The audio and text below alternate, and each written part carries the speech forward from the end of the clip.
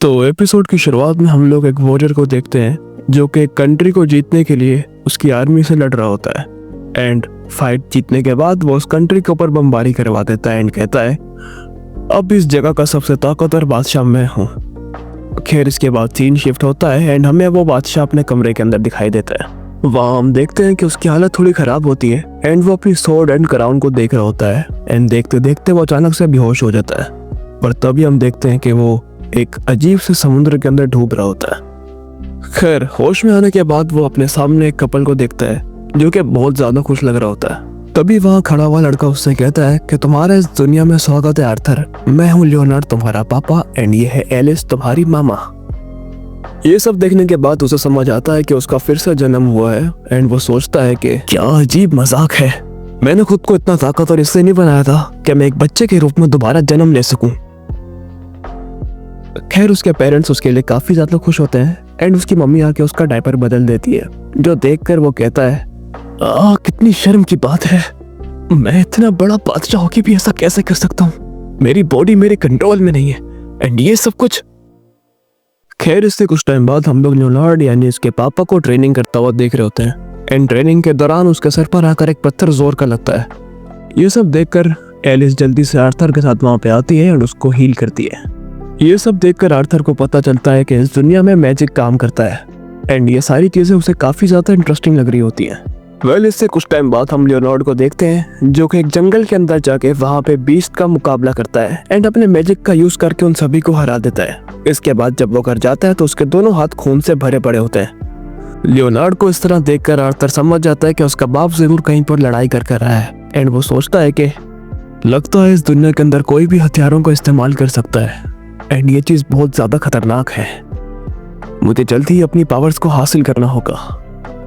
खैर इसके बाद उसकी माँ उसे सोने के लिए ले जाती है एंड वो सोचता है कि देखा जाए तो ये जिंदगी इतनी बुरी भी नहीं है, एटलीस्ट मैं यहाँ पर सुकून से सो सकता हूँ जो कि मेरे लिए पिछली जिंदगी में नामुमकिन था।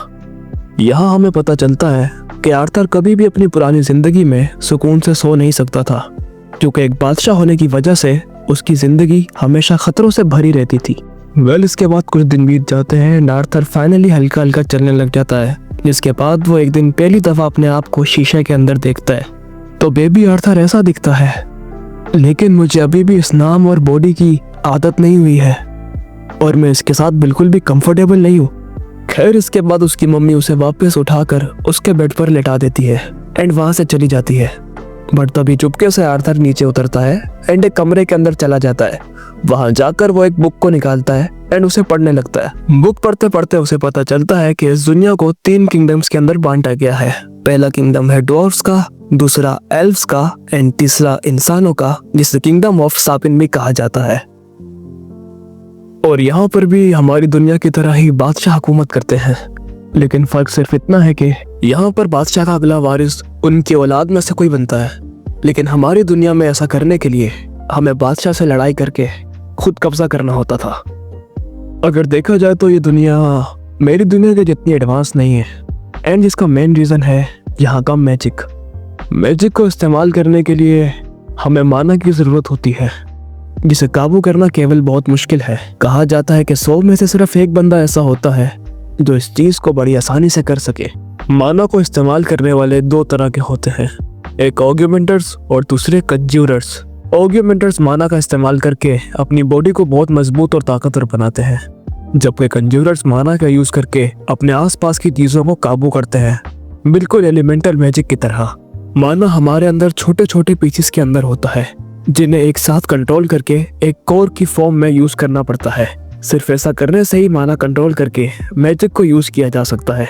मेरी दुनिया में इसे की कहा जाता है, अपने अंदर की ताकत को पहचान कर उसे काबू करके इस्तेमाल करना और की को काबू करने के लिए उसे एक जगह सेंटर में फोकस करना।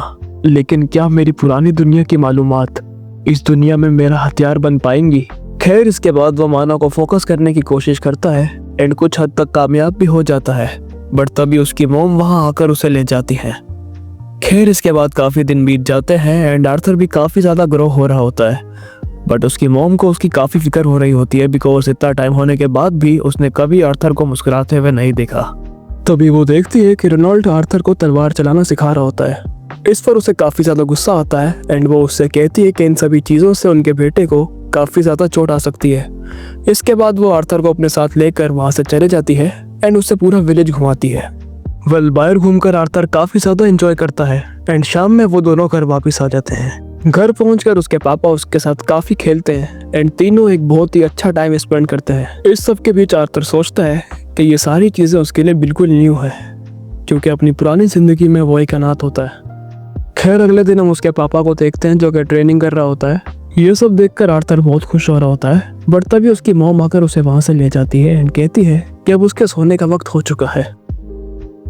बट जैसे ही आर्थर बुक वाले कमरे के पास पहुंचता है, वो एक बुक को पढ़ने के लिए जिद करता है।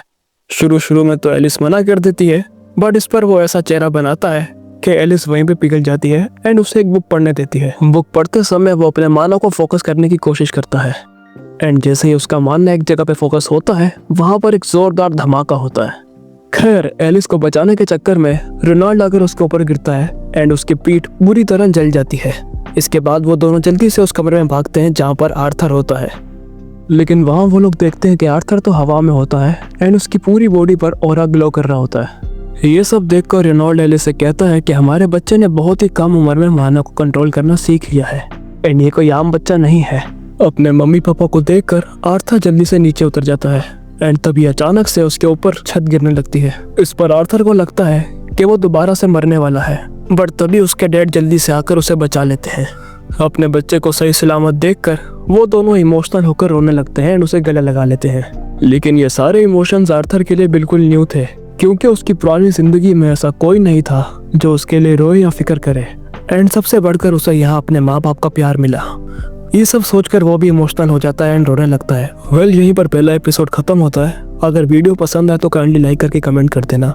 मैं जानता हूँ उसमें कई सारी गलतियां हैं, बट बच्चा समझकर माफ कर देना, बिकॉज ये मेरा फर्स्ट टाइम था एंड मैंने लिटरली काफी टाइम बाद वोकल्स को रिकॉर्ड किया है। वेल तो मिलते हैं हम लोग न्यू वीडियो में, तब तक के लिए अलविदा एंड बाय बाय।